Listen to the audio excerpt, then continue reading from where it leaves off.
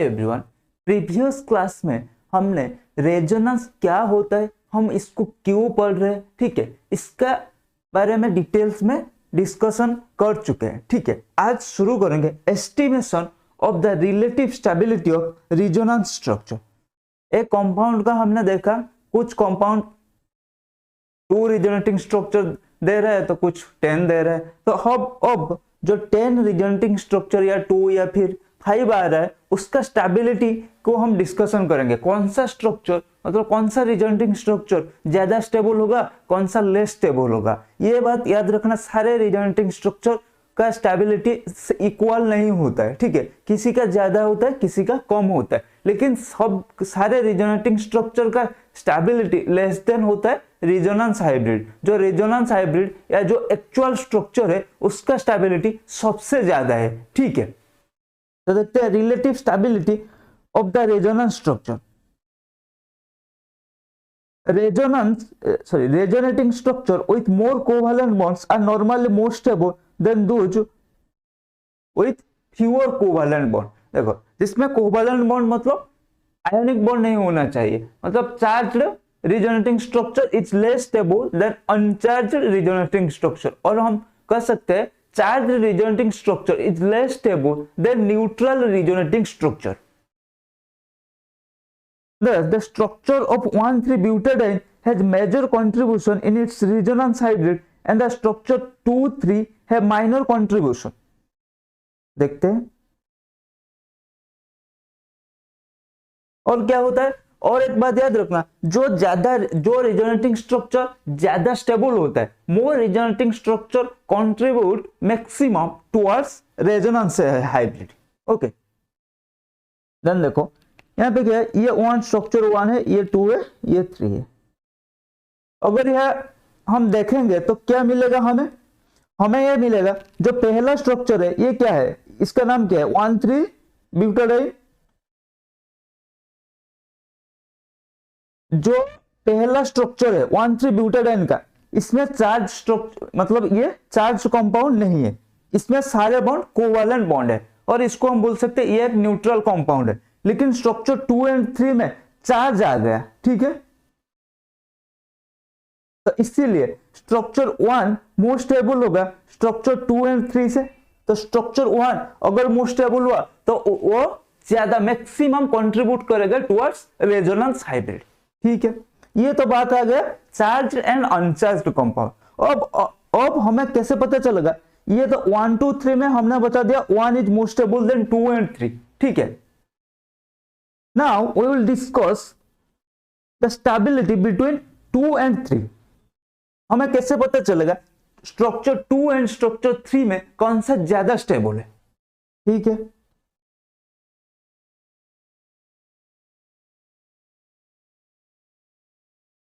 if the different resonating structure have same number of covalent bond, then uncharged structure is more stable। okay, the structure 4 is much greater contribution than structure 5 of vinylamine in its resonance hybrid। क्या sir बोला, if different resonating structure have same number of covalent bond, then uncharged structure is more stable। देखते हैं कैसा। ये तो गया, जो ये वही बात था ना, जिसमें ज्यादा मतलब चार्ज, अगर चार्ज और अनचार्ज के बीच में हम कंपेयर करेंगे तो charge uncharged one more stable होगा than charged one. Structure with isolated unlike charges have less contribution than those in which they are close to each other. क्या सर, क्या देखो, पहले तो मैंने बताया, मान लो मैं हूं रेजोनेंस। ठीक है, मेरा बहुत सारे स्ट्रक्चर है, ये तो आपको पता है, मैं रेजोनेंस हूं, मैं रिजोनेटिंग स्ट्रक्चर बहुत सारे कंपाउंड का ड्रॉ करा था। ठीक है, लेकिन मेरा जो रिजोनेटिंग स्ट्रक्चर है ना, वो आपस में मतलब उसका सबका स्टेबिलिटी सेम नहीं है, किसी का ज्यादा है, किसी का लेस है। अरे मान लो उस दिन रेजोनेंस जब शुरू किया था, मैंने एक एग्जांपल दिया था रेजोनेंस कैसे होता है। आपका जो टोटल मार्क है, मतलब आपका 6 सब्जेक्ट था, 600 मार्क था, तो टोटल मार्क ऐड करके आपका सीजीपीए निकाला जाता है। ठीक है, इसमें भी देखो, इसमें भी क्या होता है, जिस सब्जेक्ट का मान लो तुम्हारा सारे 6 सब्जेक्ट में सेम तो नहीं आता है ना, आ जाता है कभी कभी, लेकिन यहाँ पे भी कुछ कुछ स्ट्रक्चर में सिमिलरिटी आ जाता है, लेकिन जनरल क्या होता है, सेम नहीं आता। किसी में 90 रखा तो किसी में 50 रखा, किसी में 85 रखा, किसी में 98 रखा, किसी में 99, किसी में 100, ऐसे रखते हो, ठीक है। और ये देखो, जो ज्यादा, जिस सब्जेक्ट में जितना ज्यादा मार्क होता है वो परसेंटेज को मतलब क्या करता है, इंक्रीज कराता है, मतलब परसेंटेज काउंट में वो ज्यादा हिस्सा लेता है, ठीक है, परसेंटेज काउंट को इंक्रीज कराता है। सिमिलरली रेजोनेंस में भी वही बात लागू हो गया, ठीक है। रेजोनेंस बोला, रेजोनेंस में जो रेजोनेटिंग स्ट्रक्चर ज्यादा स्टेबल होता है वो रेजोनेंस हाइब्रिड को ज्यादा कंट्रीब्यूट करता है, ये एक बात हो गया।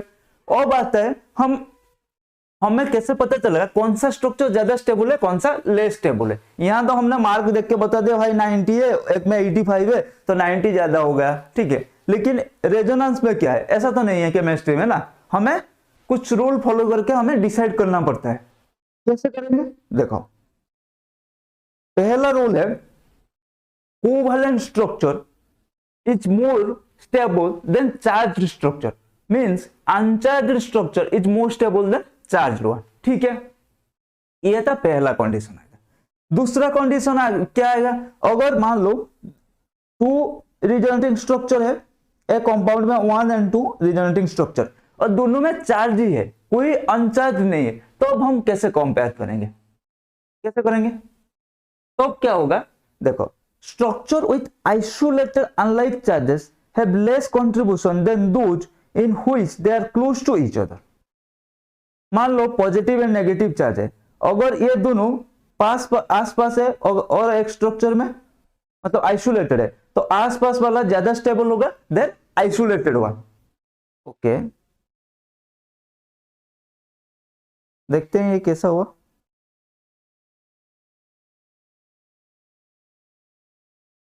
देखो इसमें देखते हैं, ये है फिनॉल का, the structure 7 of phenol has more contribution than structure 8 to its resonating structure. Structure 6 तो हो गया हमारा, ये तो हमारा फिनॉल बाबा था, ठीक है। अब देखते हैं 7 और 8 में कौन सा ज्यादा स्टेबल है। मैंने बताया देखो, अनलाइक चार्जेस आसपास होना चाहिए, ठीक है। ये देखो यहाँ पे और यहाँ पे देखो आसपास हुआ, एक 8 में दूर दूर हुआ, ठीक है। तो जी अनलाइक चार्जेस आसपास होना चाहिए, तो यहाँ तो इसीलिए 7 इज मोर स्टेबल देन 8, समझ में आ गया। तो अनलाइक चार्जेस पास पास रहना चाहिए, लाइक चार्जेस जितना दूर रहेगा उतना ज्यादा स्टेबिलिटी बढ़ेगा, ठीक है। Structure with negative thermal charge on most electronegative atom and positive charge on least electronegative atom have significant contribution. Structure with negative thermal charge on electropositive atom and positive charge on electronegative atom have least contribution to resonance hybrid. Least contribution means less stable, most contribution means most stable. ये क्या होता है, देखो पहला condition था charge अनचार्ज, ठीक है। दूसरा है फिर चार्ज चार्ज के बीच में, ठीक है।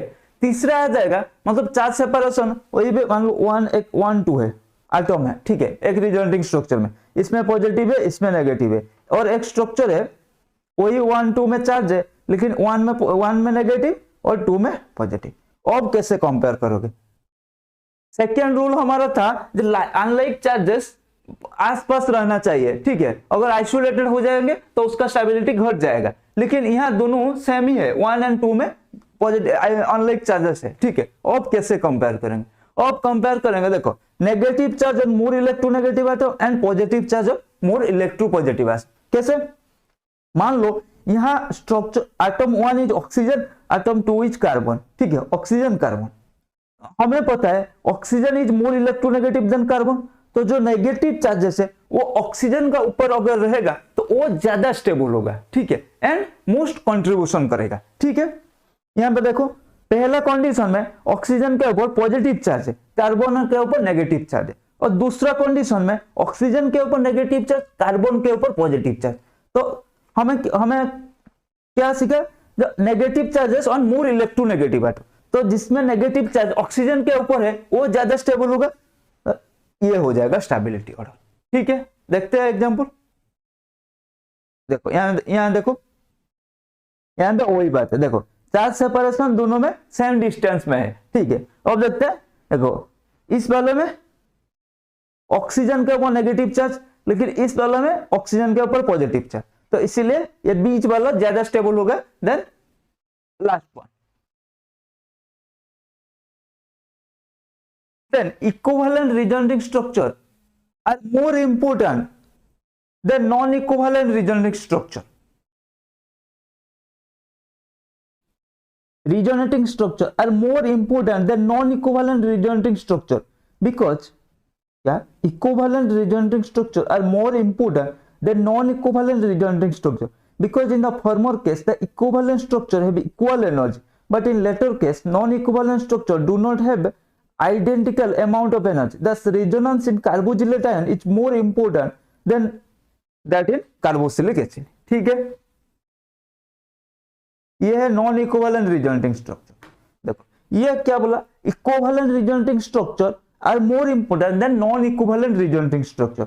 नॉन इक्विवेलेंट रिजोनेटिंग स्ट्रक्चर यहाँ पे देखो, पहले ये केस कंसीडर करते हैं, ये दोनों इक्विवेलेंट है क्या, ये इसमें चार्ज नहीं है, इसमें चार्ज है, ये दोनों नॉन इक्विवेलेंट है। इसमें देखो इक्विवेलेंट मींस सेम एनर्जी होगा, ठीक है, नॉन इक्विवेलेंट मींस एनर्जी में डिफरेंस आएगा।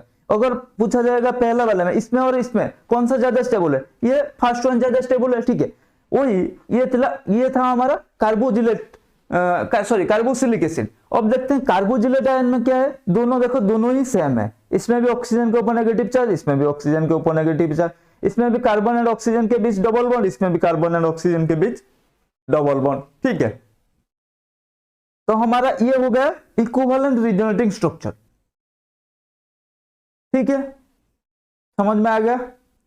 अब देखते हैं isovalent resonating structure, that is having same number of covalent bonds are more significant than heterovalent resonating structure. देखो यहां पे देखो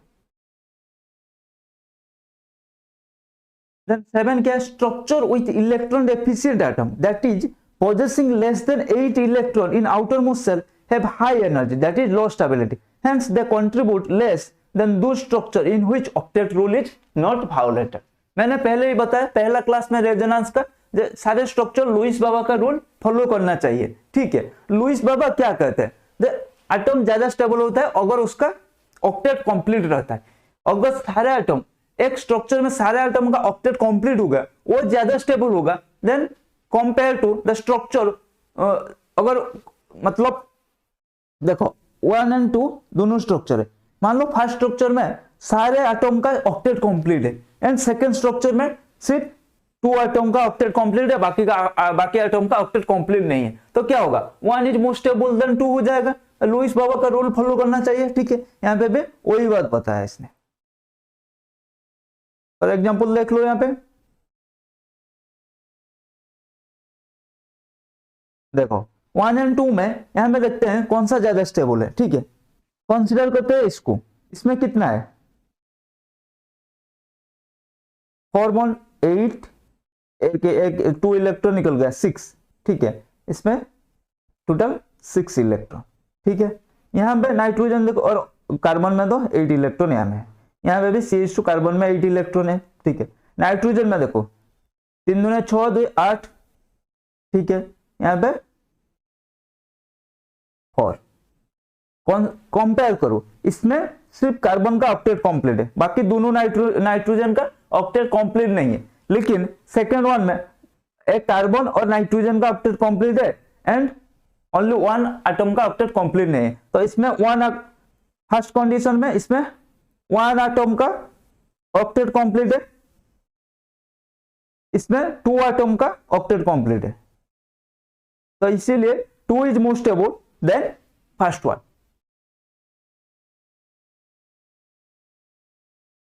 Greater number of significant structure in a resonance hybrid means greater importance of the resonance in comparison to another hybrid possessing fewer number of resonating structure. Thus, greater number of significant resonating structure means greater stability of hybrid structure. ये आपको पता है, more the number of resonating structure, more is the stability. ठीक है, समझ में आ गया। तो पहला था, थोड़ा समराइज कर लेते हैं कैसे कैसे हमें स्टेबिलिटी पता चलेगा। पहला था कोवेलेंट मतलब charged structure are most uncharged structure are most stable than charge structure. Then आता है चार्ज सेपरेशन, ठीक है। चार्ज सेपरेशन में क्या, अनलाइक चार्ज आसपास होना चाहिए और लाइक चार्ज जितना ज्यादा मतलब डिस्टेंस रहना चाहिए, ठीक है, वो ज्यादा स्टेबल होगा, ठीक है। तीसरा कंडीशन आ गया क्या, नेगेटिव चार्ज और more electronegative atom, positive charge और मोर इलेक्ट्रोपॉजिटिव एटम, तो देन स्ट्रक्चर स्टेबल होगा, ठीक है। एंड देन फोर्थ वन क्या आया, फोर्थ वन आया मतलब सारे एटम का ऑक्टेट कंप्लीट होना चाहिए। अगर एक स्ट्रक्चर में मतलब सारे एटम का ऑक्टेट कंप्लीट है, लेकिन दूसरे वाले में ऑक्टेट सारे का कंप्लीट नहीं है, तो जिसमें सारे ऑक्टेट कंप्लीट है वो ज्यादा स्टेबल होगा in compare to second one, okay. Then equivalent and non equivalent resonating structure था। इक्विवेलेंट स्ट्रक्चर मोर इंपोर्टेंस देता है than non equivalent resonating structure, ठीक है। एंड और क्या था, अगर जितना ज्यादा रिजोनेटिंग स्ट्रक्चर होगा उतना ज्यादा स्टेबिलिटी बढ़ेगा, ठीक है। Structure having field octet for second row elements are stable. Structure having minimum number of formal charges and maximum number of bond, मतलब जितना ज्यादा चार्जेस रहेगा उसका स्टेबिलिटी घटेगा ना। Structure in which negative charge is on most electronegative atom. Structure in which there is minimal charge separation while keeping the formal charge close together, मतलब unlike charge close together। ये तो था हमारा stability के बारे में। अब देखते हैं रेजोनेंस एनर्जी और डीलोकलाइजेशन एनर्जी के बारे में। The resonance hybrid of a species is more stable structure than any one of the resonating structure contributing to it। मैंने ये बताया क्या, जो आपका रेजोनेंस हाइब्रिड होता है वो सबसे ज्यादा स्टेबल होता है in compare to its contributing resonating structure. Then the resonance energy is the measure of extra stability of the resonance hybrid। resonance hybrid का जो extra stability होता है उसी का measurement को हम resonance energy बोलते हैं। It is defined as the difference in energy between the actual structure of species and the most stable of the hypothetical structure। क्या है, क्या सर, देखो रेजोनेंस एनर्जी क्या है, difference is energy between the actual structure of the species and जो resonating structure होता है, most stable resonating structure, दोनों का एनर्जी का डिफरेंस को हम क्या बोलते हैं, रेजोनेटिंग स्ट्रक्चर। मान लो एक कंपाउंड है, ए नाम का एक कंपाउंड है, ठीक है, इसका एक्चुअल स्ट्रक्चर का एनर्जी है 130 किलो जूल मान लो, ठीक है। और इसका मोस्ट मान लो इसका बी करके एक है, सी है, दिख नहीं रहा है क्या, चलो मैं यहां लिखता हूं, एक कंपाउंड था ए, ठीक है, इसका एक्चुअल स्ट्रक्चर का एनर्जी है 130 किलो जूल, ठीक है। और इसका डिफरेंट कंपाउंड, इसका डिफरेंट रिजोनेटिंग स्ट्रक्चर है, एक है बी, एक है सी, एक है डी, एक है ई, ठीक है। और इसमें से मान लो डी सबसे ज्यादा स्टेबल है, ठीक है, और इसका एनर्जी है 120 किलो जूल। तो हमारा रेजोनेंस एनर्जी, फिर रेजोनेंस एनर्जी ए के लिए कितना होगा, resonance energy for A equals to 130 kilo joule minus सबसे ज्यादा जो रिजोनेटिंग स्ट्रक्चर का सबसे ज्यादा स्टेबल रिजोनेटिंग स्ट्रक्चर का एनर्जी को हम माइनस करेंगे, कितना 120 किलो जूल, तो कितना आ गया इसका 10 किलो जूल। तो स्ट्रक्चर ए का रेजोनेंस एनर्जी कितना आ गया, 8 किलो जूल। समझ में आ गया।